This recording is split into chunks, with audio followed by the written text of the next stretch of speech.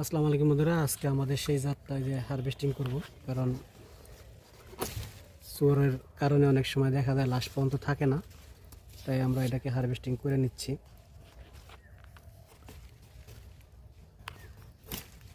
এই দেখেন, খুবই চমৎকার একটা ভ্যারাইটি। দেখে ধরো আমাদের সেই কাঙ্ক্ষিত জাতটি আজকে হারভেস্টিং করলাম, খুবই চমৎকার। আর মিষ্টতা আপনি খাইলে মানে বুঝতে পারতেন যে আসলে যে আমাদের মুখের গল্প তা না, বাস্তবিক অর্থে আসলে না খাইলে কোনো কিছু বোঝা যায় না। তবে কালারটা দেখে বুঝতে পারতেছেন যে এটা একবারে গাঢ় হালকা কালো এবং একটু লালচে ভাব আছে। তবে এটার কালারটা একটু কালো টাইপেরই হয়, কারণ এই দেখেন, এই একটা আঙ্গুর দেখেন, এটা আনসিজনের তো একটু অন্যরকম, বৃষ্টির কারণে দেখা যায় যে অনেক সময় কালারের তারতম্য হয়।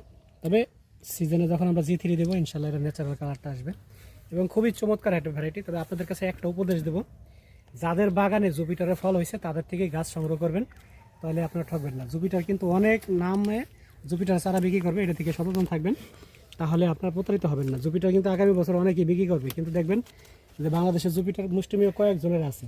সেই জন্য আপনারা যাদের কাছে ফল হয়েছে তাদের কাছ থেকে গাছ সংগ্রহ করলে আপনারা লাভবান হতে পারবেন। এটা আপনাদেরকে বলতেছি বারবার যে এই কারণেই যাতে প্রতারিত না হন, কারণ জুপিটারটা কিন্তু আগামীতে এই অন্য জাতের উপরে চলে যাবে। অলরেডি চলে গেছে, আমাদের কাছে চলে গেছে, আপনাদের কাছেও যাবে, কারণ আপনারা যেহেতু এখনও দেখেন নাই। আপনারা যখন এর স্বাদ নেবেন এবং এর ফল দেখবেন তখন আপনাদের কাছে চলে যাবে, আশাবাদী আমরা আর কি এই জাতটা সম্পর্কে। তাই সবাই ভালো থাকবেন এবং বিশ্বাসযোগ্য সেলার থেকে গাছ নেওয়ার চেষ্টা করবেন। ধন্যবাদ।